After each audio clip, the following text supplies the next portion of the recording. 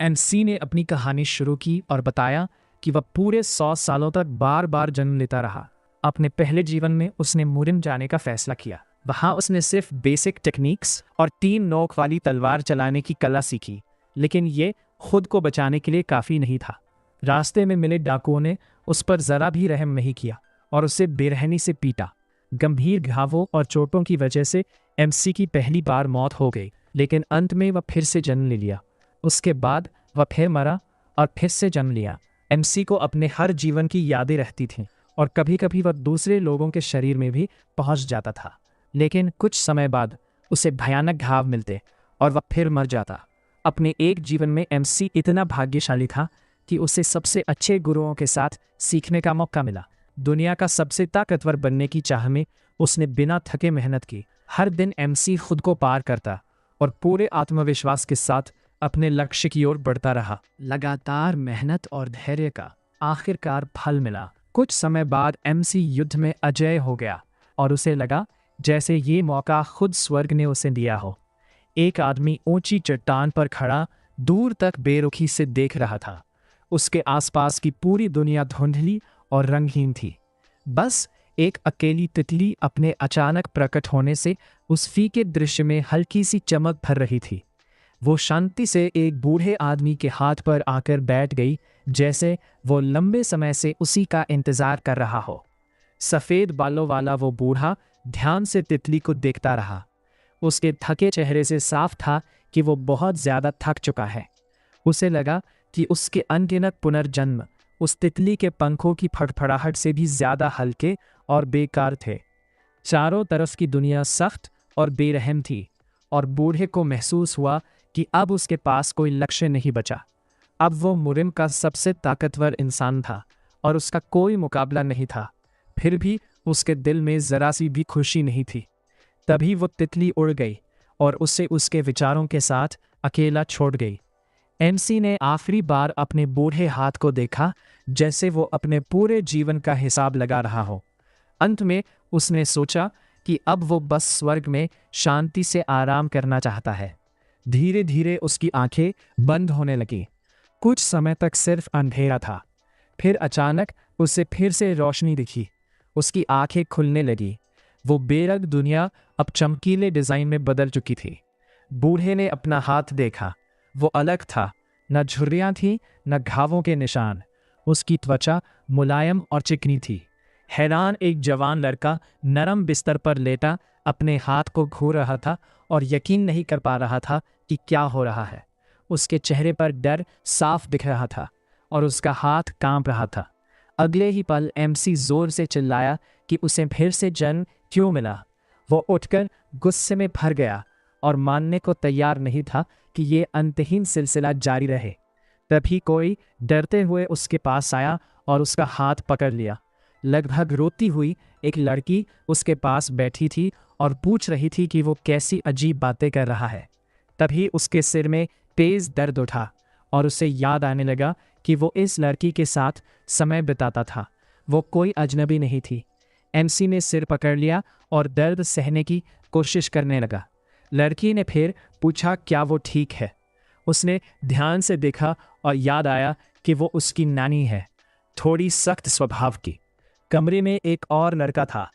MC ने उसे पहचान लिया। वो बचपन का सबसे अच्छा दोस्त और इस शरीर के असली मालिक का कसम खाया हुआ भाई था। आईने में खुद को देखकर एमसी चौंक गया, क्योंकि उसे समझ आया कि इस शरीर के पिछले मालिक की मौत सुसाइड से हुई थी।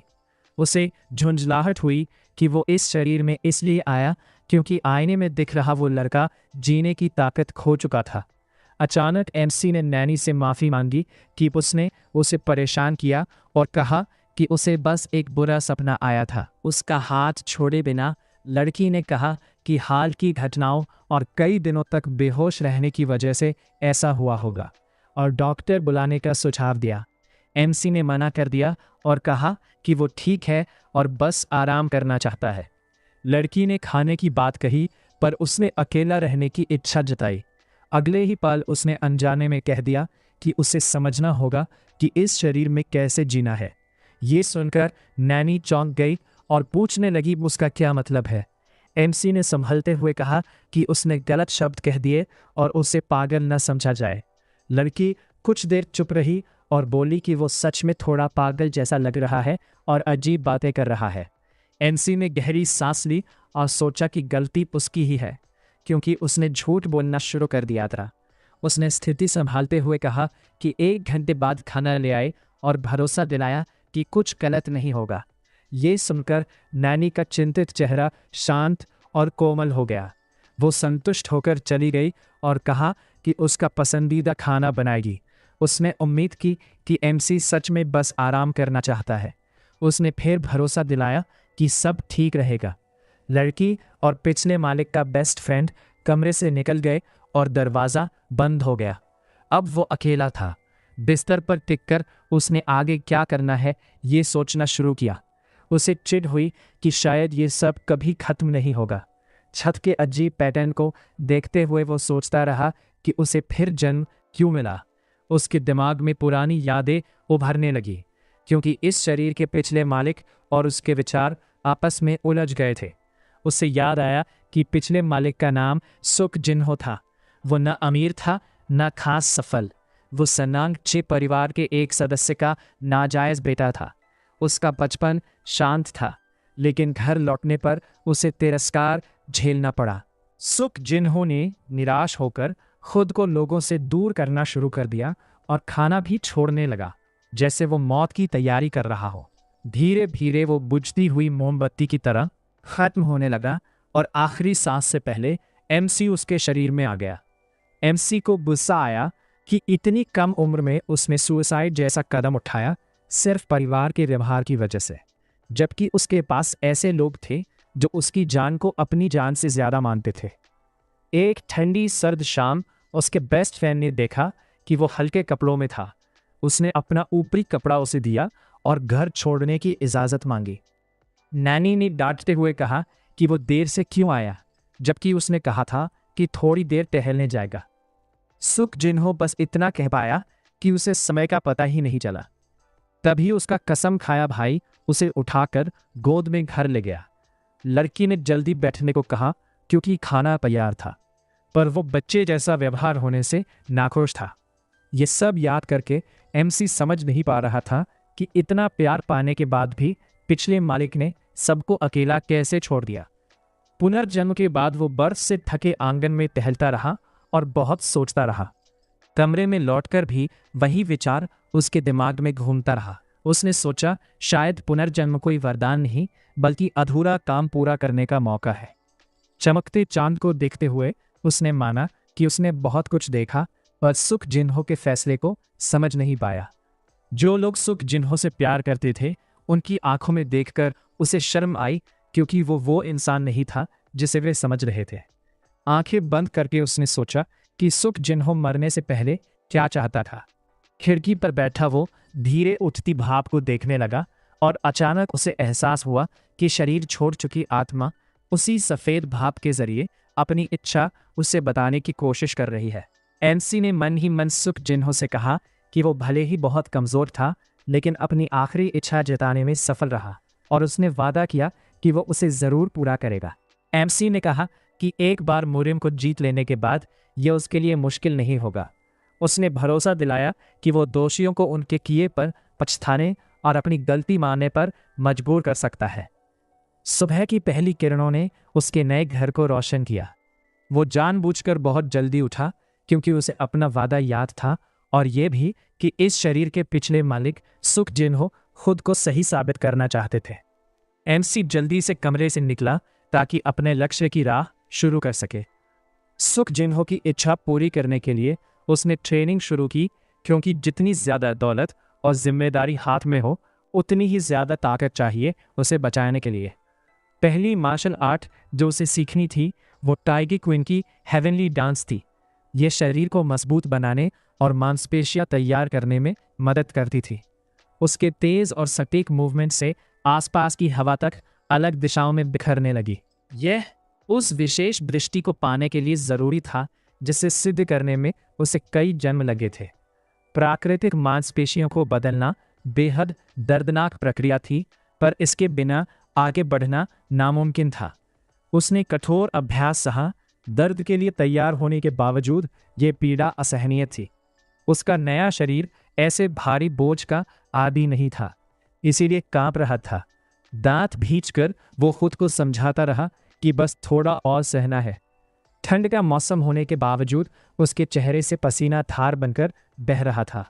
आखिर इन प्रयासों का परिणाम मिला और उसकी हथेलियों में रहस्यमय ऊर्जा का छोटा सा गुच्छा बनने लगा।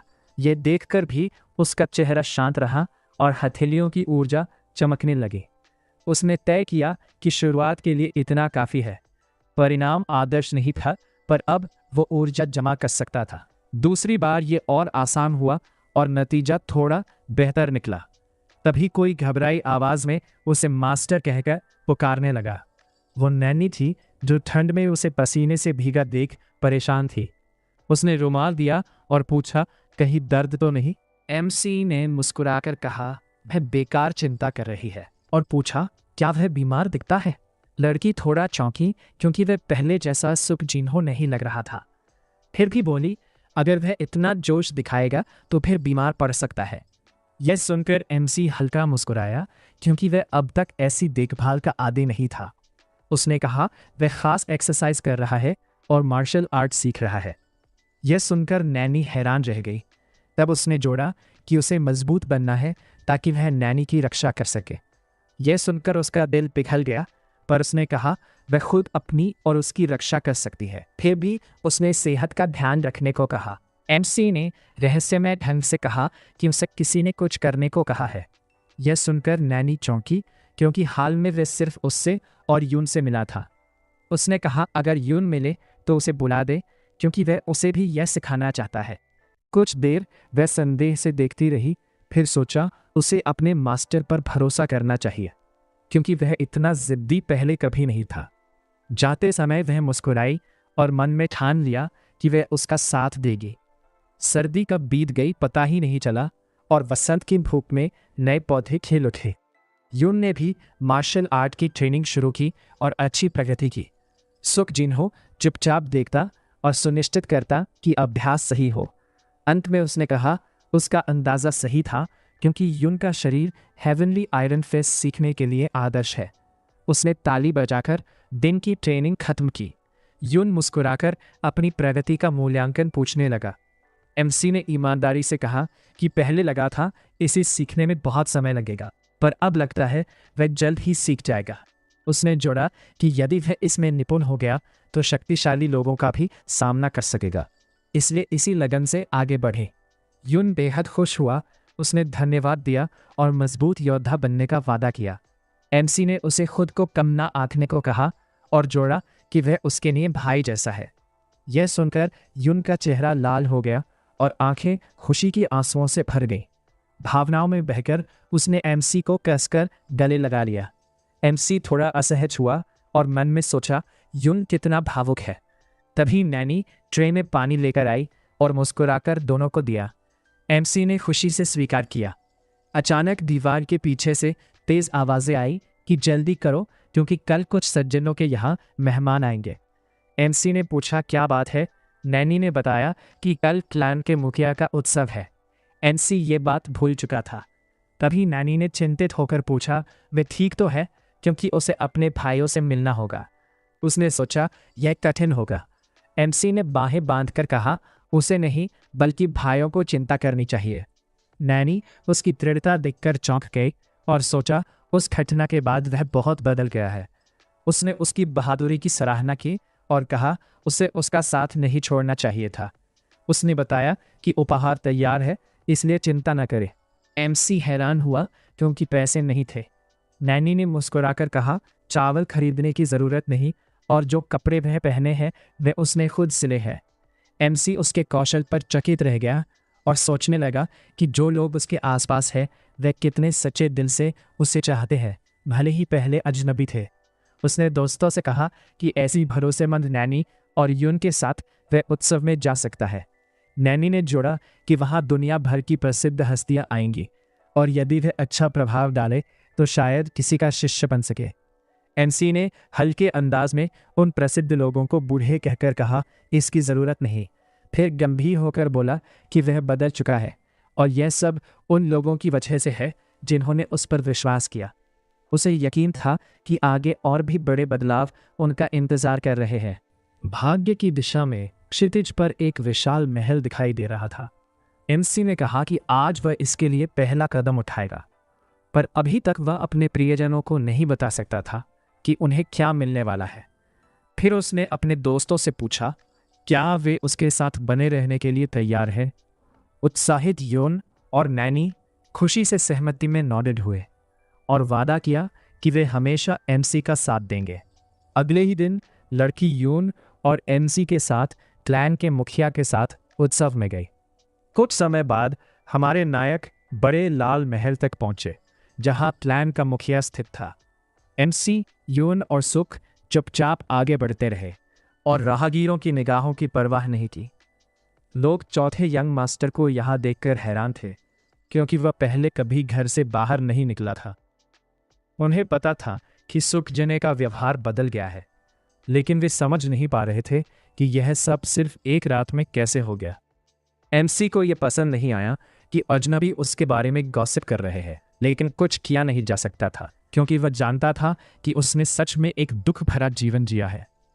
अचानक किसी ने हमारे नायकों का रास्ता रोक दिया और कहा कि वह विश्वास नहीं कर सकता कि सुख जने सच में बदल गया है।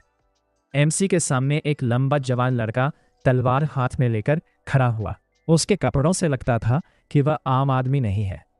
सुख जने को याद आया कि उसे संबोधित करने वाला लड़का सुखमान हो कहलाता है।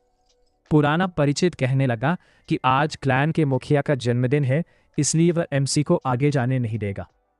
सुखजने को समझ नहीं आया कि यह सब क्या है और उसने याद किया कि वह चौथा यंग मास्टर है और सामने खड़ा लड़का सिर्फ एक आम छात्र है। सुखमान ने कहा कि वह मास्टर से सिर्फ 1 महीने छोटा है और उसे एरोगेंट ना होने को कहा। फिर लड़के ने यह याद दिलाना चाहा कि यहाँ पॉन उच्च रैंक का है, पर सुखजने बिल्कुल भी नहीं हैरान हुआ और कहा कि सुखमान सिर्फ सेकेंड रेट वॉरियर है। यह सुनकर लड़के को चोट लगी। उसने जवाब दिया कि उसकी उम्र में ऐसा पद पाना बड़ी सफलता है और फिर कहा कि सुखजने चुप रहे क्योंकि वह खुद भी कुछ खास नहीं है। एनसी ने सहजता से जवाब दिया कि वह बस जिंदगी का आनंद लेना जानता है। सुखमान बहुत गुस्सा हुआ और मुट्ठी उठाई। सुखजने बिल्कुल नहीं डरता था और सुझाव दिया कि लड़का लड़ना चाहता है और जैसे सहमति में कहा कि आज मौसम अच्छा है और कोई गवाह नहीं है। सुखमान तुरंत शांत हो गया क्योंकि उसे पता था कि आसपास काफी लोग हैं और कुछ पहले ही ध्यान से देख रहे हैं। सौभाग्य से सुखजने ने कहा कि उसके पास काम है, पर लड़के को चिंता न करने को कहा क्योंकि वह जल्दी ही उसकी इच्छा पूरी करेगा, शायद कल ही। सुखमान फिर गुस्से में आया और एमसी से कहा कि वह हिम्मत ना करे बचने की, पर एमसी ने शांतिपूर्वक अपने पुराने परिचित के पास से गुजरते हुए कहा कि इतना गुस्सा ना हो। जाते समय एमसी ने सोचा कि उसे बस अपनी ताकत परखने के लिए एक ओपोनेंट चाहिए और सॉकमैन इसके लिए उपयुक्त था क्योंकि शिजी होंग में उसकी अच्छी रेप्यूटेशन थी। साथ ही एमसी को लगा कि उसे सुखमान का बदला चुकाना भी चाहिए जो उसे पहले दुख पहुंचा चुका था। इस बीच और लोग क्लैन के मुखिया के महल में इकट्ठा होने लगे। यून इतने लोगों को देखकर हैरान हुआ और सोचने लगा कि उत्सव के ऑर्गेनाइजर्स थोड़े ज्यादा उत्साही हो गए। अचानक एमसी ने भीड़ में 1-2 बुजुर्गों को देखा और कहा कि क्लिंट के 5 रंग 10 सेंट्रल और वेस्टर्न देशों के झंडों पर देखे जा सकते हैं। उसे याद आया कि ये लोग चोनाम और वासन के एल्डर्स थे। एमसी ने कहा कि ये बहुत अमीर परिवारों के सदस्य हैं जो इन जमीनों से दूर रहते हैं। यून ने माना कि उनकी मौजूदगी क्लैन के मुखिया के प्रति सम्मान का संकेत है। एमसी ने जोड़ा कि बहुत से मेहमान आए हैं, इसलिए उन्हें अपनी बारी का लंबा इंतजार करना पड़ेगा। एमसी ने कहा कि कुछ नहीं किया जा सकता और पूछा क्या इसका मतलब है कि उसे लोगों से और संवाद करना चाहिए, पर एमसी ने कहा कि ऐसा नहीं है। उसने सोचा कि लंबी लाइन की वजह से उनके पास टहलने का समय है। अगले ही पल एमसी ने सॉकमैन पर ध्यान दिया और कहा कि ये मज़ेदार है कैसे वह लोगों के चारों ओर घूमता है और ये ही उसका एकमात्र काम है। एमसी ने सॉकमैन को देखा और चौंका कि अभी 1 मिनट पहले वह कैसा अजीब व्यवहार कर रहा था। यून हंसी रोकने की कोशिश कर रहा था। अचानक एल्डर्स एमसी के चारों ओर घिरे और चर्चा करने लगे कि यहाँ देखने के लिए कुछ नहीं है, लेकिन उसमें कुछ अजीब बात है। एल्डर्स ने सुखजैन को देखा और उन्होंने अपने व्यवहार में अशिष्टता स्वीकार की और माफ़ी मांगी, पर उन्होंने कहा कि इतना असाधारण शरीर नज़रअंदाज नहीं किया जा सकता। एल्डर्स सोचने लगे कि उसका नाम क्या है और वह किस क्लैन का है। उन्होंने ये भी माना कि एमसी सेल्फ टॉट है और पूछा कि उसने कितने समय मार्शल आर्ट्स का अभ्यास किया। एमसी ने अनिच्छा से जवाब दिया कि उसका नाम सुखजीन हो है और वह मिस्टर सुख का चौथा बेटा है। अन्य सवालों का जवाब देने में उसने कोई मतलब नहीं समझा और जल्दी जाने लगा। बुजुर्ग ने उसका रास्ता रोका और कहा कि जल्दी ना करे, क्योंकि उन्होंने अभी तक पता नहीं लगाया कि वह कौन है। एमसी ने आत्मविश्वास से कहा कि वह उन्हें जानता है और स्पष्ट किया कि वे जियानाम और वासन क्लैंस के एल्डर्स हैं। इसके बाद एमसी ने सोचा कि अब एल्डर्स को जाना चाहिए और कहा कि यदि उन्हें मदद चाहिए तो नौकरों से मांग सकते हैं। ये बातचीत देखने वाले लोग हैरान थे कि सुखजैन ने चुनाम और वासन क्लैंस के एल्डर्स से ऐसा बोलने की हिम्मत की। एक एल्डर फिर एमसी को संबोधित करने को तैयार हुआ और कहा कि उसके पास एक प्रस्ताव है। क्या वह वासन जाना चाहता है? एल्डरली ने वादा किया कि वह एमसी को निम का सबसे अच्छा मास्टर बनाएंगे। दूसरे एल्डर ने भी उसे अपने क्लैन में शामिल होने का प्रस्ताव दिया, क्योंकि महान 36 स्वॉर्ड्समैन सब जियानाम से थे। एमसी ने शांतिपूर्वक कहा कि वह अपनी अकेली जीवन शैली छोड़ने का इच्छुक नहीं है, इसलिए एल्डर्स के प्रस्ताव ठुकरा दिए। ग्रे बियर्ड वाले एल्डर ने अपनी बात पर जोर दिया और कहा कि उनका पूरा जीवन एक तरह की टीचिंग है, इसलिए उन्होंने वादा किया कि अगर एमसी उनके साथ गया तो उनकी कला सिखाएंगे। एमसी ने माफ़ी मांगी और कहा कि वह पहले से शुरू किए मार्शल आर्ट को जारी रखना चाहता है और एल्डर्स से कहा कि इसका समय व्यर्थ ना करें। एमसी ने फिर से अलविदा कहा और जाने लगा, पर एक एल्डर उसे आसानी से जाने नहीं देना चाहता था। एल्डर ने तेजी से हाथ बढ़ाया एमसी का हाथ पकड़ने के लिए, पर वह असफल रहा। एमसी ने हल्की सी हलचल की, जिससे हवा उठी और एल्डर उसे रोक नहीं पाया। एल्डर हैरान रह गया और चुपचाप एमसी को कुछ समय तक देखा। एल्डर विश्वास नहीं कर सका कि एमसी ने सिर्फ डॉज कर लिया। दूसरे एल्डर ने सोचा कि ये सिर्फ लक हो सकती है, पर यदि नहीं तो उसमें बड़ी पोटेंशियल है। किसी भी हालत में एल्डर्स ने यहाँ ऐसे लड़के की उम्मीद नहीं की थी। हटकर एमसी ने कहा कि उन्हें तुरंत जाना चाहिए था, क्योंकि उन्होंने अपना समय व्यर्थ किया। यून चिंतित था कि सब ठीक रहेगा या नहीं, क्योंकि वे शक्तिशाली क्लैंस के एल्डर्स थे। एमसी ने कहा कि वह उन्हें कोई जवाबदेही नहीं रखता। अचानक एक आदमी हमारे नायकों की ओर मुड़ा और पूछा कि वे यहाँ क्या कर रहे हैं। एमसी ने अपने अंकल को नमस्कार किया और कहा कि वे अपनी बारी का इंतजार कर रहे हैं। आदमी बहुत हैरान हुआ और पूछा कि वे लाइन में क्यों खड़ा है, क्योंकि वे ना तो मेहमान थे ना अजनबी। फिर अंकल ने उन्हें अपने पीछे चलने के लिए कहा। एमसी ने पूछा, क्या यह संभव है? आदमी ने कहा, हाँ बिल्कुल, उसने कभी लाइन में नहीं खड़ा हुआ। नायक ने अपने अंकल का धन्यवाद किया। अंकल के पीछे चलते हुए एमसी ने सोचा कि हाल तक उन्होंने सुखजीन की उपेक्षा की थी। एमसी ने सोचा कि एल्डर्स के साथ बातचीत दिलचस्प रही। एमसी ने शरारती मुस्कान के साथ सोचा कि इस वजह से उसके अंकल ने भी उसे बात करने में झिझक नहीं दिखाई। हमारे नायक क्लैन के मुखिया के महल में पहुंचे। कुछ समय तक उन्हें मिलने का इंतजार करना पड़ा। एक प्रभावशाली सफ़ेद बालों वाला आदमी शानदार सिंहासन पर बैठा था। यही क्लैन का मुखिया था। नौकर ने अपने मास्टर के आदेश का पालन किया और जल्दी से कमरे से बाहर जाने की कोशिश की। मुखिया नाराज हुआ कि उसके भरोसे कोई नहीं है, क्योंकि सभी डर और चापलूसी में चुप बैठे हैं। अचानक एक और नौकर ने कहा कि सुखियांग और सुखजीन मिस्टर मैन से मिलना चाहते हैं और उन्हें आने की अनुमति दी गई। एक पल बाद हमारे नायक जल्दी से क्लैन के मुखिया के सामने प्रकट हुए। सुखियांग ने अपने मास्टर को नमस्कार किया और कहा कि वह जीन हो के साथ एक बड़ा डिब्बा लेकर आया है। एमसी ने क्लैन के मुखिया के सामने सम्मानपूर्वक झुककर उन्हें जन्मदिन की बधाई दी। उपहार देते हुए कहा कि यून और उसकी नानी ने इसे तैयार किया है। मुखिया ने उपहार स्वीकार किया, लेकिन हैरानी जताई क्योंकि आमतौर पर लोग खुद उपहार देने की बात करते हैं। बॉक्स खोलकर उन्होंने कहा कि सच्चाई से बढ़कर कुछ नहीं है, इसलिए उन्होंने एमसी का उपहार खुशी से स्वीकार किया। क्लैन के मुखिया ने सुखजीन के उपहार की प्रशंसा की और कहा कि यह उत्कृष्ट है। उन्होंने यह भी कहा कि उन्होंने सुना कि जियानोम और वासान क्लैन्स के एल्डर्स एमसी में रुचि रखते हैं। एमसी ने पुष्टि की। उन्होंने पूछा कि वे किन्हीं दोनों क्लैन्स में से किसे चुनना चाहता है, लेकिन एमसी ने तुरंत कहा कि उसे इनमें से किसी में भी रुचि नहीं है। एमसी ने फिर से जोर दिया कि वह वही मार्शल आर्ट सीखना चाहता है जिसे उसने पहले शुरू किया है। मुखिया ने हंसते हुए कहा कि उसने सोचा था कि यह लड़का होपलेस है, लेकिन पता चला कि उसके बड़े प्लान्स हैं। एमसी ने कहा कि उसने बस जीवन को फिर से शुरू करने का निर्णय लिया है।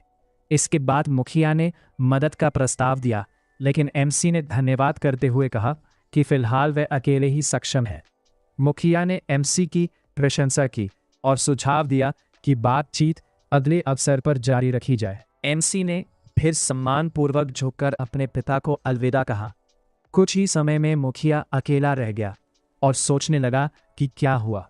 वह हैरान था कि वासान और जोंग नाम के एल्डर्स ने सुखजीन में रुचि दिखाई और एमसी ने स्वयं आत्मविश्वास से बात की। मुखिया मुस्कुराया और सोचा कि उसे एमसी का अनुसरण करना चाहिए था। अगले ही पल उसने एक नौकर को बुलाया जो किसी भी आदेश को पूरा करने को तैयार था। मुखिया ने धमकी भरे स्वर में अपने विश्वासपात्र से कहा कि सुखजीन की देखभाल करे, और नौकर तुरंत आदेश का पालन किया। मुखिया ने यह कदम इसलिए उठाया क्योंकि उसे स्पष्ट लग रहा था कि एमसी में कुछ खास है और उसे इसके बारे में और पता लगाना चाहिए। एमसी ने क्लैन के मुखिया के महल से निकलते ही राहत की सांस ली, क्योंकि उसे लगा कि एक समस्या कम हो गई। युन ने अपने मास्टर से कहा कि इसे जोर से ना बोले क्योंकि कोई सुन सकता है, लेकिन एमसी ने रीअश्योरेंस दी और कहा कि चिंता मत करो। अचानक एमसी के सामने एक लड़का आया जिसने हमारे नायक का ध्यान खींचा। जिन्हो इस लड़के को नहीं जानता था। अजनबी चुनौतीपूर्ण दिख रहा था और असभ्य ढंग से एमसी से पूछने लगा कि वो क्या कह रहा है। एमसी ने भी कठोरता से जवाब दिया कि उसने उसका रास्ता रोका और उसे हटने की मांग की। अजनबी इस अशिष्टता से हैरान हुआ और कहा कि वो मूल रूप से दोस्ताना बातचीत करना चाहता था। एमसी ने इन शब्दों पर भरोसा नहीं किया और कहा कि उसके अनुसार लड़का सिर्फ लड़ाई के लिए आ रहा है। फिर उसने अपने ओपोनेंट को गंभीर नज़रों से देखा। किनारे पर खड़े लोगों को समझ नहीं आया कि ये संघर्ष क्यों शुरू हुआ, लेकिन उन्होंने अजनबी को हेबे प्रांत के ये आई परिवार का सदस्य पहचाना।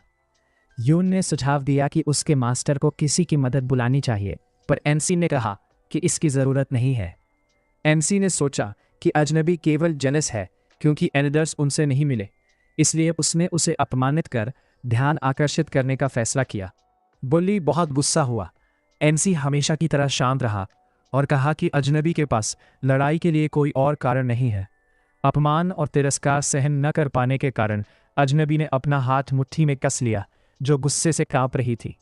अगले ही पल उसने सुबजने पर हमला करने के लिए तेजी से स्विंग किया, पर एमसी ने आसानी से हमला डॉज कर लिया। जीन ने सोचा कि उसका ओपोनेंट किसी काम का नहीं है और उसने उसकी प्रोवोकेशन में फंस गया। अजनबी अपने पैरों पर टिक नहीं सका और ज़मीन पर गिर पड़ा, जिससे उसका शर्म और बढ़ गया। बुल्ली समझ नहीं पाया कि क्या हुआ। एमसी ने पूछा क्या उसे अपने व्यवहार पर शर्म महसूस हो रही है। एमसी ने कहा कि अजनबी को रिसेंटली ट्रेनिंग शुरू करने वाले से तिरस्कार और पराजय मिली और उसने खुद को ओवर एस्टिमेट किया। ये शब्द बुल्ली को फिर गुस्सा दिला गया। उसने चिल्लाकर कहा कि सुबजने चुप रहे क्योंकि वो सिर्फ लकी है और पहले से ही किसी और का अभिनय कर रहा है। एमसी ने कहा कि लड़ाई की शुरुआत अजनबी ने की थी, इसलिए ये केवल सेल्फ डिफेंस है। फिर एमसी अपने ओपोनेंट की ओर दौड़ा। अगले ही पल सुबजीन ने कई पावरफुल ब्लोज मारे। अजनबी रेजिस्ट नहीं कर सका क्योंकि ओपोनेंट की मूवमेंट्स बहुत तेज थी। फिर भी उसने रिटेलिएट करने की कोशिश की, लेकिन एमसी ने आसानी से उन ब्लोज को टाला। कुछ समय तक सुबजे ने एनिमी के अटैक्स डॉज करता रहा और सोचता रहा कि बुल्ली खुद को बहुत स्मार्ट समझता है, लेकिन वास्तव में उसके ब्लोज एमसी के लिए बहुत प्रिडिक्टेबल थे। अजनबी हैरान रह गया और विश्वास नहीं कर सका कि उसका ओपोनेंट सभी अटैक्स डॉज कर रहा है। एमसी ने कहा कि इसमें कोई मुश्किल नहीं है और ये तो एक इडियट भी कर सकता है। बोली बहुत गुस्सा हुआ क्योंकि एमसी ने उसे सबके सामने अपमानित किया। निराशा और गुस्से में उसने एक्सट्रीम कदम उठाया और अपनी सोड उठाई।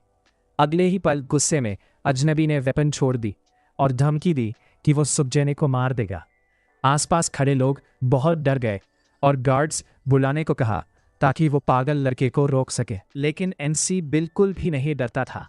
इसके विपरीत उसकी आईज डिटर्मिनेशन से जल रही थी। उसके लिए ये एक चैलेंज और अपनी एबिलिटीज़ का बेहतरीन टेस्ट था। कुछ ही समय बाद आर्म्ड अजनबी ने एमसी पर हमला किया, पर एमसी बिना डर ओपोनेंट की ओर बढ़ा।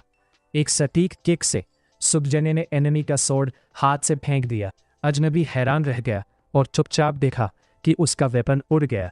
समय एमसी के लिए रुक सा गया। सुखजने ने ओपोनेंट से पूछा कि वो क्या देख रहा है और फिर पूरी ताकत से उसके चेहरे पर पंच मारा। इतनी पावरफुल अटैक से शॉक्ड होलिगन पीछे की ओर उड़ गया। एमसी ने स्ट्रेंजर को पीछे गिरते देखा और उसने तुरंत ही उस लड़के का स्वॉर्ड पकड़ लिया जिसे उसने अभी अभी फेंका था। लोग यह देखकर आश्चर्यचकित थे कि सॉक परिवार का लड़का, जो हाल ही में ट्रेनिंग शुरू कर चुका था, इतने आसानी से एक लंबे समय से मार्शल आर्ट सीख रहे स्ट्रेंजर को हरा सकता है। कुछ लोगों ने कहा कि एमसी निश्चित रूप से एक जीनियस है और वासन और ज्ञानम क्लैंस के एल्डर्स की ट्रेंड नज़रें भी सही साबित हुईं। अचानक कई लोग एक जैसे कपड़े पहनकर आए और एमसी से पूछा कि वह ठीक है या नहीं। अगले ही पल ये लोग उस स्ट्रेंजर के चारों ओर खड़े हो गए, जो अभी भी ज़मीन पर बैठा था और हार का सामना कर रहा था।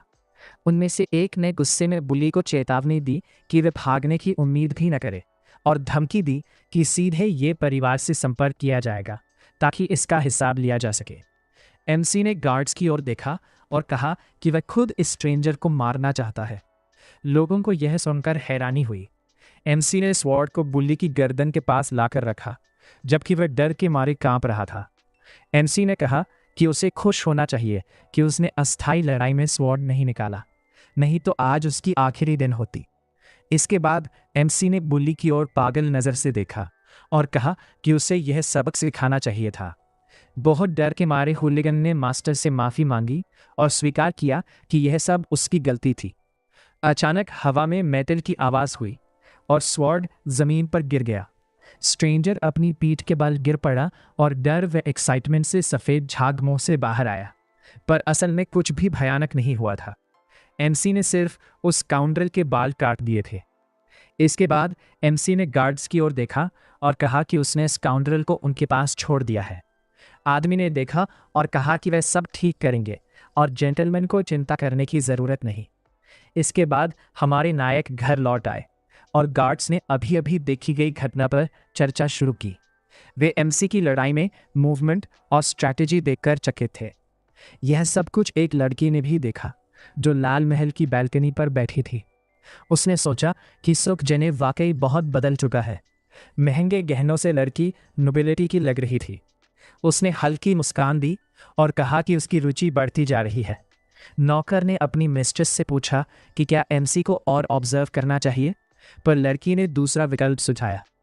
उसने सोचा कि उसे अभी पकड़ लेना बेहतर है, बजाय साइडलाइंस पर रहकर इंतज़ार करने के कि वह उसके भाई के पास जाएगा। इसके बाद उसने नौकर को आदेश दिया कि एमसी के बारे में हर जानकारी इकट्ठा करे, सबसे छोटे डिटेल्स तक। आदमी तुरंत आदेश का पालन किया। लड़की ने सुखजीन को जाते देखा और सोचा कि अच्छा होगा अगर वह केनल में ही रहे। लड़की का नाम सुखमोंग था और वह एमसी का इस्तेमाल अपने उद्देश्य के लिए करना चाहती थी, क्योंकि यही उसका जीतने का तरीका था। हॉलिडे के थोड़ी देर बाद हमारे नायक घर लौट आए और अपनी रोज़मर्रा की गतिविधियों में लगे।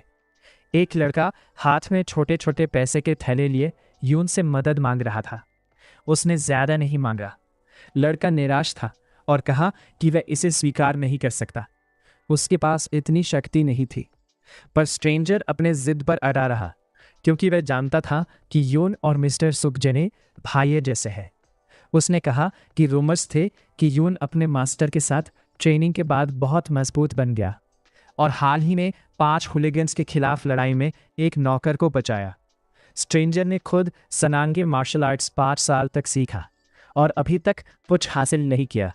इससे लड़का परेशान था और इसलिए उसने सच में मदद मांगी।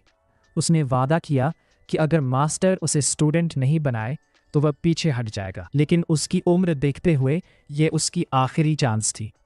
यून ने लड़के पर दया जताई और सहमति दी, लेकिन चेतावनी दी कि सक्सेस की उम्मीद मत रखना, क्योंकि सभी जानते हैं कि जेंटलमैन की कठिन प्रकृति। अचानक सुबजीन हो कहीं से प्रकट हुआ और पूछा कि ये लोग यहाँ क्या कर रहे हैं। लोग सम्मानपूर्वक मास्टर को झुक गए। एमसी ने यून से आदेश दिया कि जो भी उसकी ट्रेनिंग में हस्तक्षेप करे उसे बाहर निकाल दो।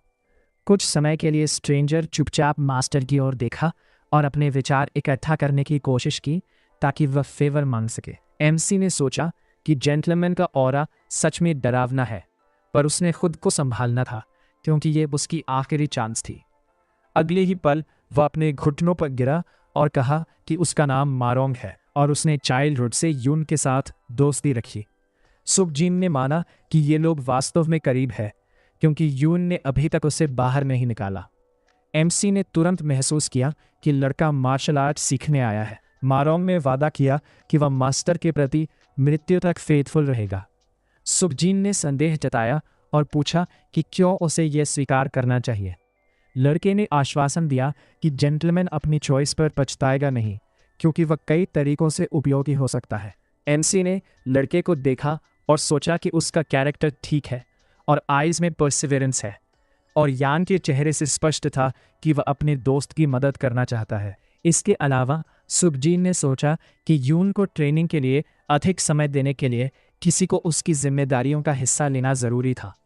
पर इन सब के अलावा एमसी के अपने कारण भी थे इस परसिस्टेंट लड़के को स्टूडेंट बनाने के। एमसी ने पूछा कि मारोंग को कुछ पता है क्या।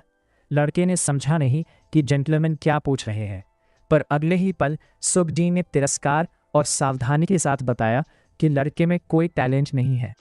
मारोंग ने मास्टर से बहस नहीं की और स्वीकार किया कि उसके पास मार्शल आर्ट्स की कोई क्षमता नहीं है। सुबजीन ने को हैरानी हुई कि लड़के को यह पता था और फिर भी उसने हार नहीं मानी। मारोंग ने कहा कि उसका सबसे महत्वपूर्ण लक्ष्य जीवन में इंडिपेंडेंस प्राप्त करना है। वह अपनी लाइफ मैनेज करना चाहता है, जैसे चार्लटन्स जो सभी को नज़रअंदाज करते थे। लड़का जानता था कि ड्रॉन ब्लेड किसी को भी मार सकता और बचा सकता। इन शब्दों ने सुबजीन को उसके पास्ट लाइफ्स की अनप्लेजेंट घटनाएं याद दिला दी। मारोंग ने मास्टर से माफ़ी मांगी कि उसे सिर्फ स्टबर्न ड्रीमर न समझे, क्योंकि वह समझता था कि किसी भी मिनट में मर सकता है। पर लड़के को यकीन था कि जीवन सभी को सुबजीन को चैलेंज करने के लिए दिया गया है। ये पुराने मेमोरीज वापस ले आया। थोड़ी सोच और सिर खुजलाने के बाद मास्टर ने आखिरकार लड़के को प्रोबेशनरी पीरियड पर रखने का निर्णय लिया। मारोंग खुशी से अपना सिर उठाया और मास्टर को देखा। विश्वास नहीं कर रहा था कि उसने अभी अभी सुना। पर लड़के का मूड जल्दी बदल गया जब सुबजीन ने चेतावनी दी कि अब से वह रियोंग की हर मूवमेंट देखेगा और स्लाइटेस्ट फेलियर पर तुरंत बाहर कर देगा। यून ने अपने दोस्त को उत्साहित किया कि मास्टर ने अभी भी उसे प्रूव करने का मौका दिया। ये सुनकर लड़का तुरंत खड़ा हुआ और मास्टर का दिल से धन्यवाद किया। अंत में सुबजीन ने चेतावनी दी कि लड़का किसी भी सर्कमस्टेंसेस में घर में कदम न रखे, लेकिन वह बैकयार्ड में रह सकता है। मारोंग ने सभी कंडीशंस मान ली और जोड़ा कि मास्टर को मौका देने पर पछतावा नहीं होगा। सुबजीन ने यून से कहा कि अब और किसी को घर में ना आने दिया जाए। मास्टर के जाने के बाद यून ने कहा कि उसका दोस्त भाग्यशाली था कि जेंटलमैन पास था। मारोंग ने फर्स्ट मौका देने के लिए मास्टर का धन्यवाद किया और बाहर ना निकालने के लिए भी। लड़कों की ये अप्रत्याशित बातचीत बीच में रुकी जब मास्टर के पास गेस्ट्स आ गए। यून यह देखकर बहुत हैरान था। आंगन में एक लंबा आदमी हाथ में तलवार लिए खड़ा था और पूछा कि क्या सुखजने घर पर है। यून धीरे धीरे बोला कि हाँ। यह सुनकर आदमी ने आदेश दिया कि उसे मास्टर के पास ले जाऊं, क्योंकि उसे मिसेस सुखमी रियोंग का एक पत्र पहुंचाना था। यून इस पर नर्वस हो गया और पूछा कि क्या मिस्ट्रेस को कुछ हुआ। आदमी ने रूखे स्वर में कहा कि वह यहाँ सवाल पूछने नहीं आया और बस उसे मास्टर तक ले जाने का आदेश दिया।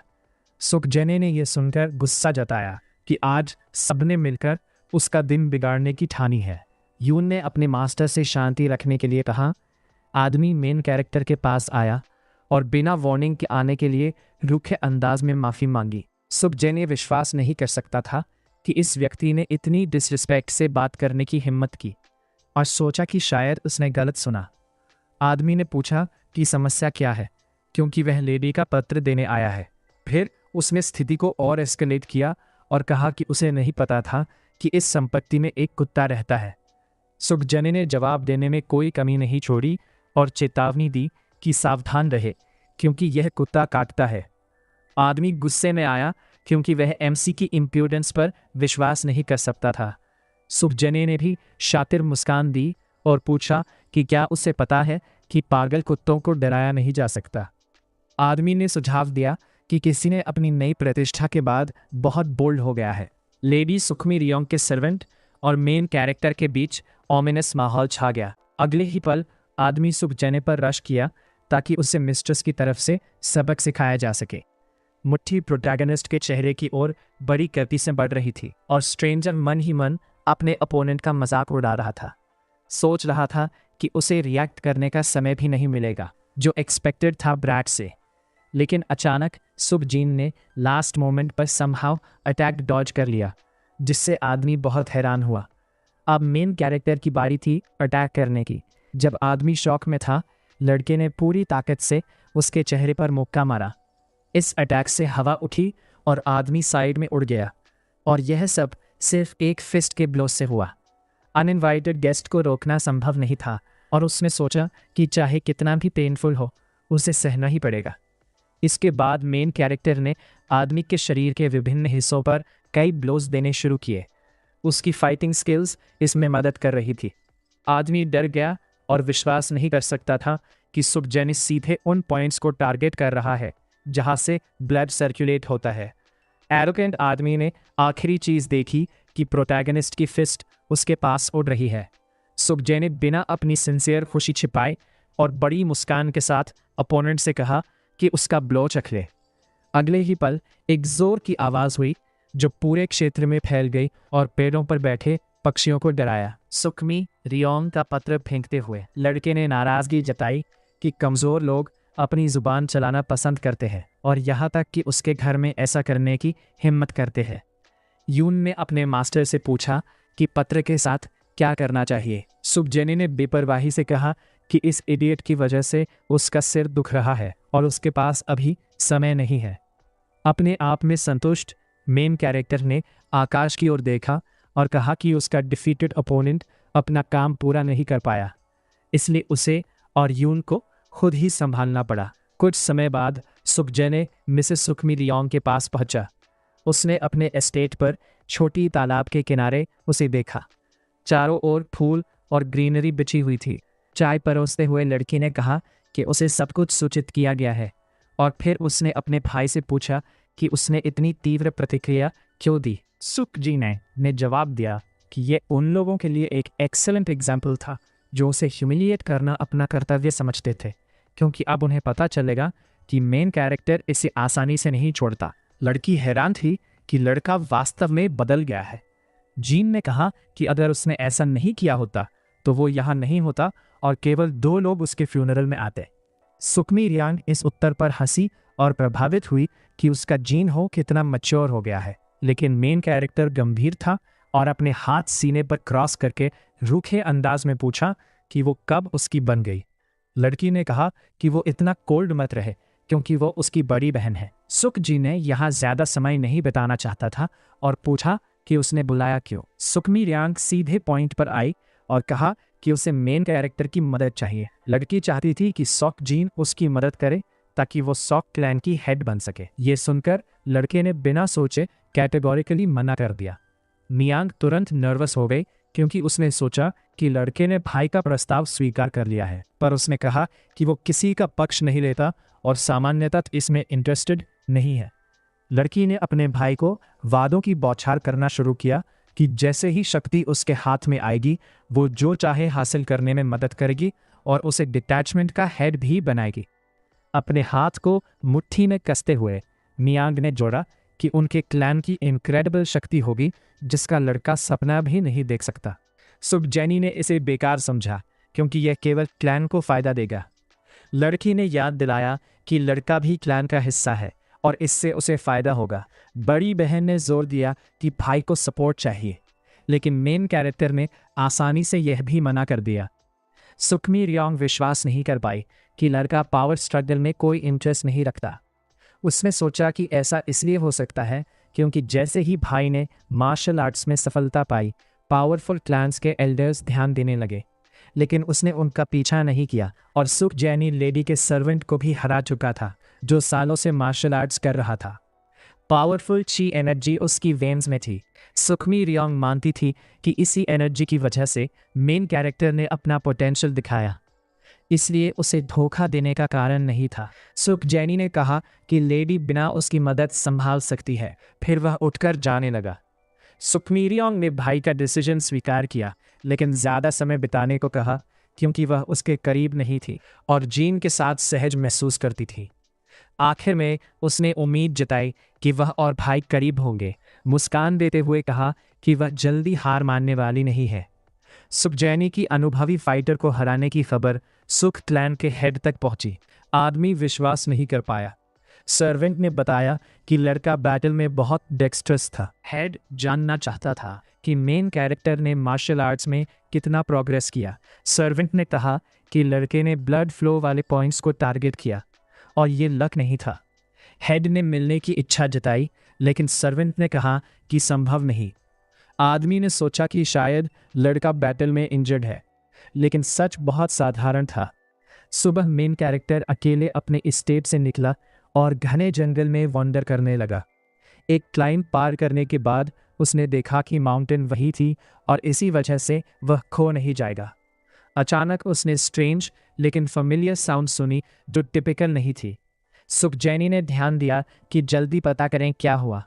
जल्दी जंप किया और आवाज़ के सोर्स तक पहुंचा। बढ़ती दूरी को पार करते हुए आवाज़ और तेज़ हुई। अब वह सुनिश्चित कर सकता था कि यह वेपन का क्लैंग है। आखिरकार उसने देखा कि दूर खड़े दो लोग थे। एक हेलेड लिए हुए थी, एक लड़की जिसकी क्लोथ्स गंदगी से भरी थी और वह मुश्किल से खड़ी थी। ओपोनेंट ने गुस्से से टीथ ग्रेड किए। उसका ओपोनेंट अनार्म्ड था, लेकिन डरावना दिख रहा था। लंबी दाढ़ी और तेज क्लॉज उसके वाइल्ड ओरिजिन्स दिखा रहे थे। उसका क्रेजी लुक और पुष्टि कर रहा था। आदमी ने कहा कि वो बस बोर्ड था और लड़की से मज़ा करने के लिए इनवाइट किया और हंसा। अचानक सुख जिन्हों ने आकर बीच में खड़ा होकर ध्यान खींचा।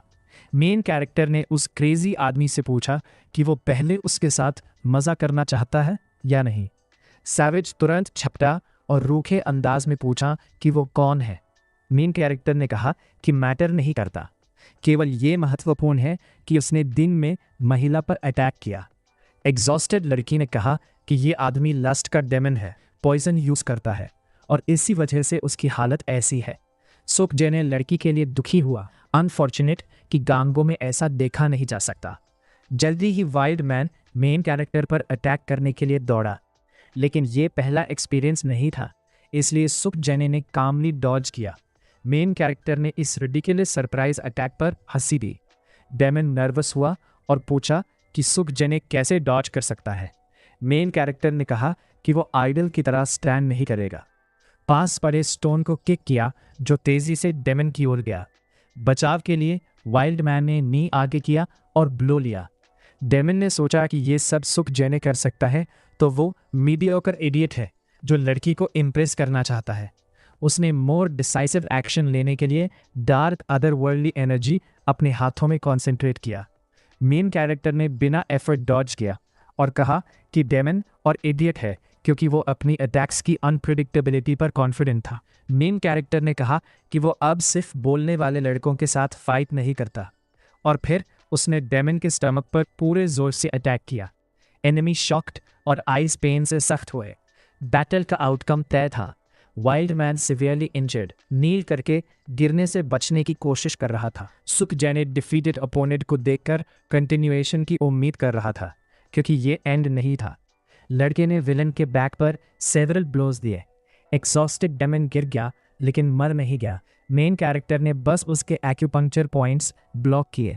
सुख जैने ने कहा कि अब काफ़ी है, क्योंकि गर्ल अब सेफ है। लड़की मुश्किल से खड़ी थी, लेकिन सेवियर को धन्यवाद दिया। मेन कैरेक्टर ने कहा कि उसके लिए ये कुछ नहीं। अचानक फॉरेस्ट से कोई लड़की की तरफ देखा। टॉल मैन वरीड और पूछा क्या हुआ। स्ट्रेंजर खुश हुआ और उसे अंकल बुलाया।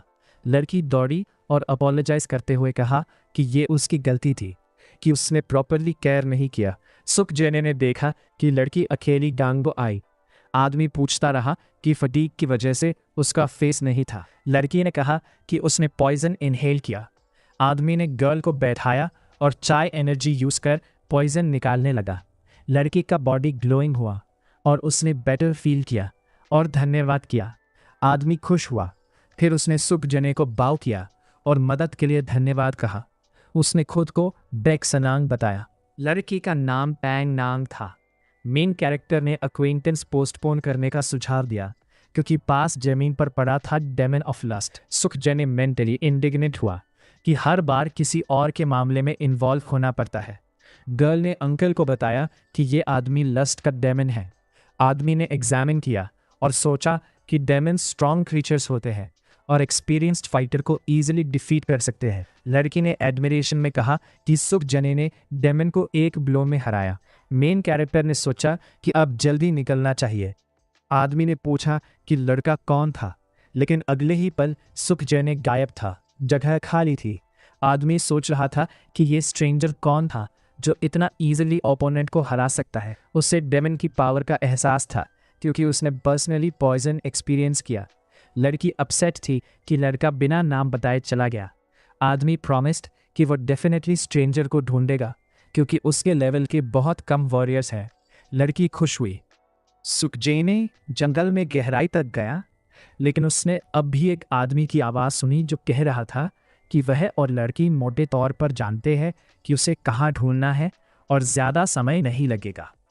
आदमी ने यह भी कहा कि पैंग परिवार के लिए ये ठीक नहीं कि वे रेस्क्यू का कर्ज चुकाए बिना रहें, इसीलिए उन्हें लड़के का प्रॉपर धन्यवाद करना चाहिए।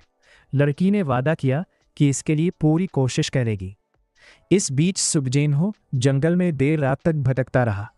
केवल चांद की रोशनी ने उसे खोने से बचाया। मेन कैरेक्टर कुछ ढूंढ रहा था। उसने खुद से कहा कि जो चीज़ चाहिए वह यहाँ कहीं होगी, क्योंकि सब कुछ पहले जैसा ही था। सुखजेन ने अंधेरे जंगल में चलता रहा और हर झाड़ी के नीचे देखा, बिना सफलता की उम्मीद खोए। अचानक लड़का मुस्कुराने लगा, क्योंकि उसे अंततः वह मिल गया जिसके लिए वह इतना दूर आया था। सुख जीने होने कुछ अनयूजुअल प्लांट देखा जो चांदनी में चमक रहा था और खुद पर गर्व महसूस किया, क्योंकि उसकी मेमोरी ने उसे निराश नहीं किया। मेन कैरेक्टर प्लांट उठाने ही वाला था कि कुछ ध्यान खींचा। एक काला बिल्ली बड़ी पीली आंखों के साथ उसे देख रही थी और हिसिंग कर रही थी, जैसे अपनी स्केड्यूल की रक्षा कर रही हो। सुखजेनहो ने समझा कि जानवर स्टबन है, इसलिए पोलाइटली पूछा कि थोड़ी फोर्स यूज करने की अनुमति दे। बिल्ली ने समझा और चाय एनर्जी में ढक गई। मेन कैरेक्टर तुरंत समझ गया कि यह बिल्ली एक स्पिरिचुअल बीइंग है और बहुत यंग भी है। अचानक बिल्ली शांत हुई और किसी चीज पर ध्यान केंद्रित किया।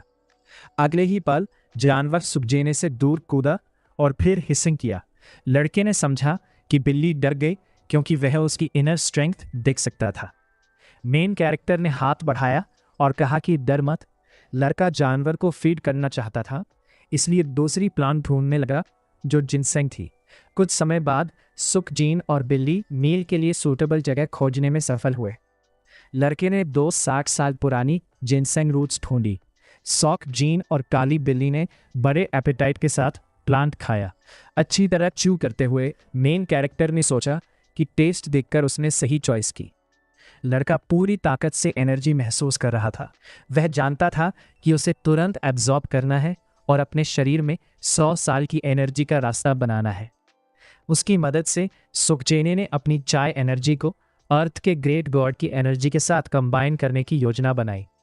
मेन कैरेक्टर ने शांत होकर बैठना शुरू किया और चाय एनर्जी उसके चारों ओर हवर कर रही थी। कुछ समय बाद लड़के ने मेडिटेशन पूरा किया और साय ऑफ रिलीफ ली, क्योंकि जो गोल था वह हासिल हो गया। अचानक काली बिल्ली सुखजेने के पीछे प्रकट हुई। लड़का बहुत सरप्राइज्ड हुआ कि यह उसके लिए सारा समय वेट कर रही थी। उसने उठकर जानवर को प्रोटेक्शन के लिए धन्यवाद दिया और वादा किया कि अगर फिर मिले तो रीपे करेगा। लेकिन स्पिरिचुअल एनिमल मेन कैरेक्टर से अलग होना नहीं चाहता था, इसलिए उसके पैर के पास दब गया और फिर पर करना शुरू किया। सुखजेने सरप्राइज्ड हुआ और सोचा कि बिल्ली उसके साथ जाना चाहती है। जानवर ने अप्रूविंगली म्याऊ किया। लड़के ने आर्ग्यू नहीं किया और बिल्ली को अपने कंधे पर रखा और कहा कि उसने पहले ही नाम सोच लिया है, अब उसे ब्लैकी कहा जाएगा। सुबह का समय था। मेन कैरेक्टर अभी घर लौट पाया। काली बिल्ली चारों ओर देख रही थी और रूफ पर चढ़ गई। इसे देखकर सुख जी ने कहा कि अब यह टेरिटरी ब्लैकी की प्रोटेक्शन में है। जानवर ने अप्रूविंगली म्याऊ किया। लड़के ने अपनी नई दोस्त से अपनी नज़रें नहीं हटाईं और कहा कि वह नहीं जानता कि कितने समय तक इस एस्टेट में रहेगा। लेकिन जब तक यहाँ था, बिल्ली ने अचानक किसी एक्साइटेड आवाज़ में मेन कैरेक्टर को एड्रेस किया और ध्यान खींचा। यह माऊ था जो यून और नैनी के साथ लड़के के पास आया। सर्वेंट्स वरीड थे क्योंकि सुखजेने बिना वार्निंग के चला गया और नोट भी नहीं छोड़ा। नैनी खुशी से मेन कैरेक्टर को हक किया और पूछा कि सब ठीक है। यून ने पूछा कि मिशन कैसा रहा। सुखजेने ने कहा कि सब अच्छा हुआ क्योंकि वह सब कुछ कर सका जो उसने प्लान किया था। नैनी ने ध्यान दिलाया कि काली बिल्ली क्लिंग कर रही है और बहुत सरप्राइज्ड होकर पूछा कि यह कहाँ से आया। सुखजेने ने कहा कि उसका नाम चर्निश है और अब से वो उनके साथ सबऑर्डिनेट के रूप में रहेगा। नैनी ने कैट को स्ट्रोक किया और नहीं समझा कि ये छोटा सा फर का गोला सबऑर्डिनेट कैसे हो सकता है। लेकिन सुखजेने ने कहा कि जानवर अब बहुत डेंजरस और काफ़ी स्ट्रांग है। मेन कैरेक्टर ने बताया कि बिल्ली ने पर्याप्त जिनसेंग खाया है, इसलिए अब उसके शरीर में ग्रेट पावर है। लेकिन लड़की अब भी नहीं मान रही थी कि क्यूट एनिमल डेंजरस हो सकता है। मारोंग ने ब्लैक कैट से एनवी किया क्योंकि जानवर पहले से सबऑर्डिनेट है और लड़का अभी प्रोबेशन पर है। सुखजेने ने लड़के के पजलमेंट को देखा और पूछा क्या हुआ। मारोंग ने कहा कि वो एक्साइटेड हो गया जब उसने मास्टर को देखा। इसके बाद मेन कैरेक्टर ने पूछा कि ट्रेनिंग कैसी रही। मारोंग ने कहा कि वो यून के साथ मेहनत कर रहा था। सुखजेने ने कहा कि वो बाद में चेक करेगा, लेकिन अभी लड़का रेस्ट करना चाहता है, इसलिए सबऑर्डिनेट्स को आदेश दिया कि डिस्टर्ब न करे और अपनी बिजनेस में रहे। मेन कैरेक्टर अपनी चेम्बर्स में गया और कॉमरेड्स ब्लैक कैट को बेटर जानने की कोशिश कर रहे थे। सूरज पहले ही ऊंचा था। ब्लैकी अभी भी रूफ पर बैठा और कैट की यूजुअल एक्टिविटीज कर रहा था। जनरल साइलेंस और काम केवल मारोंग के लाउड स्क्रीन से इंटरप्ट हुआ। लड़का मार्शल आर्ट्स में एडवांस करने की कोशिश कर रहा था, लेकिन ब्लैक कैट इम्प्रेस नहीं हुई और बोर्डम से यॉन किया। मारोंग ने इसे पर्सनल इंसल्ट माना क्योंकि बिल्ली ने क्लियरली उसे सुपीरियर समझा। लड़के ने एनिमल्स की काउंटिंग करने की कोशिश की, लेकिन जल्दी स्पष्ट हुआ कि वो उसे इग्नोर कर रही है। सुख, जीने और यून हंसे क्योंकि उन्हें विश्वास नहीं हुआ कि लड़का ब्लैक कैट से क्वारल कर रहा है। मारोंग को लगा कि चर्निश ऑर्डिनरी कैट नहीं है। मेन कैरेक्टर ने कंफर्म किया और कहा कि अगर उसे रूखे तरीके से ट्रीट किया गया तो वो अपसेट हो सकता है। सुखजेने ने जोड़ा कि बिल्ली ऑफेंडर को भी हिट कर सकती है, लेकिन मारोंग ने कंप्लेन किया कि इंसल्ट केवल उसे हुआ। अगले ही पल चर्निश ने मारोंग के फेस पर हमला किया जैसे उसे पनिशमेंट दे रही हो, रूखे और लाइज के लिए। यून शॉक्ड था और सुखजेने ने उसे याद दिलाया कि कैट को एंगर करना बेटर नहीं। अचानक जानवर सर्कल में वॉक करने लगा और मियाओ किया। मेन कैरेक्टर ने अज्यूम किया कि वो कुछ दिखाना चाहता है। कुछ ही पल में ब्लैकी ने ग्राउंड से पुश ऑफ किया और हाई जंप किया। हवा में बिजार डांस परफॉर्म किया जिसमें एक्रोबैटिक एलिमेंट्स थे। परफॉर्मेंस ज़्यादा लंबा नहीं चला। कैट ग्राउंड पर आकर अपने काम में लगी। मारोंग शॉक्ड और समझ नहीं पाया कि क्या हुआ। सरप्राइज और फियर से लड़का अपना बैलेंस खोने लगा और गिर पड़ा क्योंकि वो खड़ा नहीं रह सका। वो विश्वास नहीं कर सका कि बिल्ली ऐसा कर सकती है। सुखजेने ने बताया कि चर्निश सिर्फ कैट नहीं बल्कि स्पिरिचुअल बीइंग है और ये उसके लिए कुछ नहीं। मेन कैरेक्टर ने अपने सरप्राइज्ड कॉमरेड्स को आदेश दिया कि इसे किसी से डिस्कस न करे। एनिमल की चर्चा अचानक सुखजेने के नोटिस्ड गेस्ट के अचानक विजिट से इंटरप्ट हुई।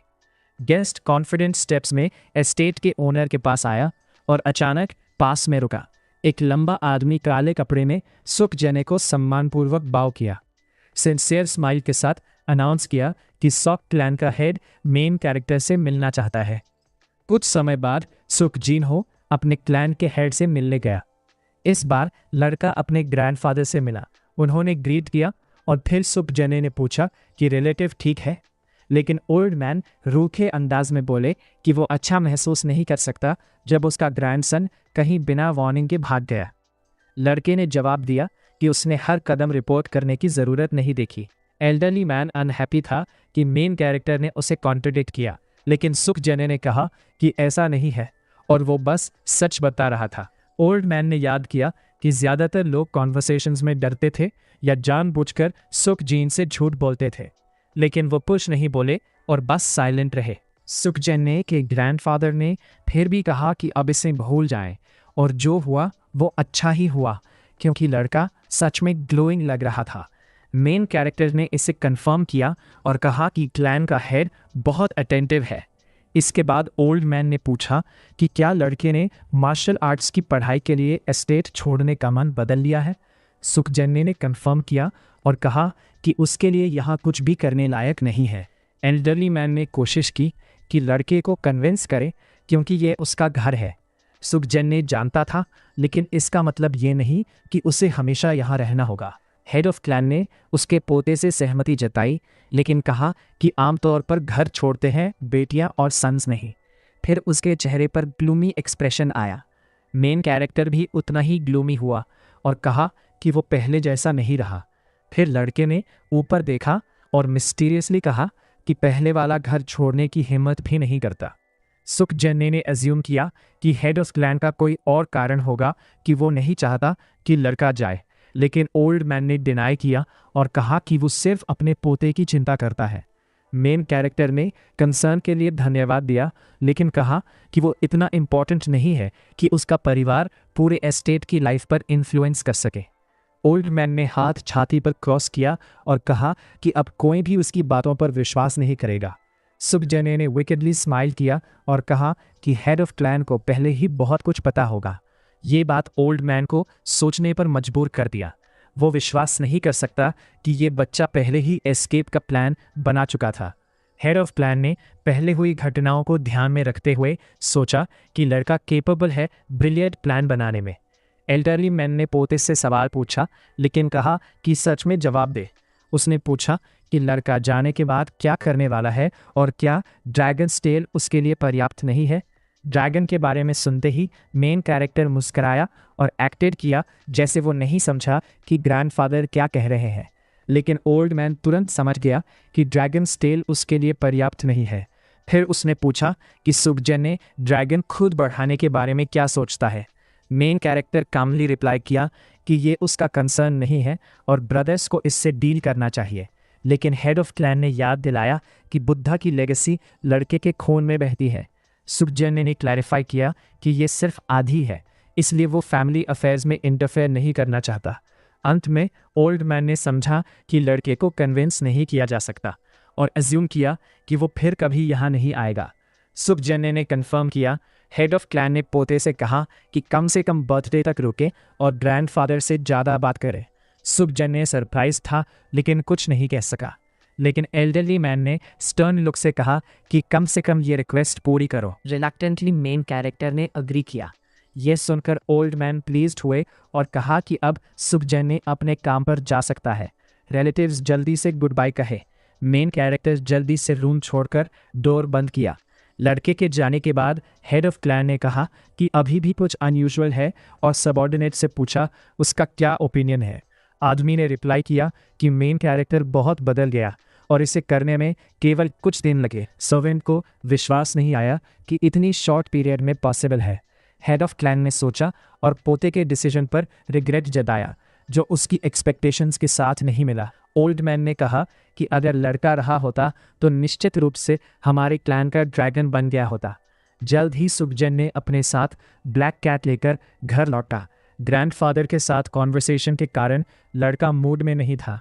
उसके लॉयल सबऑर्डिनेट्स तुरंत आए और पूछा सब कुछ कैसा रहा। यून ने नोटिस किया कि जेंटलमैन की कॉन्वर्सेशन यूजुअल से लंबी थी, लेकिन मेन कैरेक्टर ने कहा कि ऐसा नहीं है। डिले इसलिए हुआ क्योंकि रास्ते में उसने मिसेस सुखमी रियोंग को देखा। यून ने लेडी के बारे में सुनकर सोचा कि कुछ हुआ होगा, लेकिन सुखजन ने एश्योर्ड किया कि कुछ सीरियस नहीं हुआ। मेन कैरेक्टर ने कहा कि लड़की ने अपनी मोनोलॉग शुरू भी नहीं की थी जब ब्लैकी आया और सारी अटेंशन उसी पर चली गई। कहा जा सकता है कि कैट ने लड़के की काफ़ी मदद की। सुखजन ने बहुत टायर्ड और हंग्री था, इसलिए उसने यून से कहा कि नैनी को लंच तैयार करने को कहे। सर्वेंट तुरंत ओबे किया। मेन कैरेक्टर ने सोचा कि अब वो क्वाइटली समय बिताना चाहता है, लेकिन कुछ कह रहा था कि ऐसा संभव नहीं होगा। वो बिल्कुल सही था, क्योंकि दो फेमिलियर फिगर्स एस्टेट के एंट्रेंस पर दिखाई दिए। एक टॉल मैन और एक लड़की एंट्रेंस पर खड़े रहे और कॉल करने का निर्णय नहीं ले पाए। ये बेक सनैंग और पैंग नैंग थे, जिन्हें हम जानते थे। लड़की बहुत खुश थी कि वे फाइनली सॉक एस्टेट ढूंढ पाए। तो दोस्तों, वीडियो पसंद आया हो तो वीडियो को लाइक या हाइप कर देना, और ऐसे ही वीडियो के लिए चैनल को सब्सक्राइब कर देना। तो फिर मिलते हैं।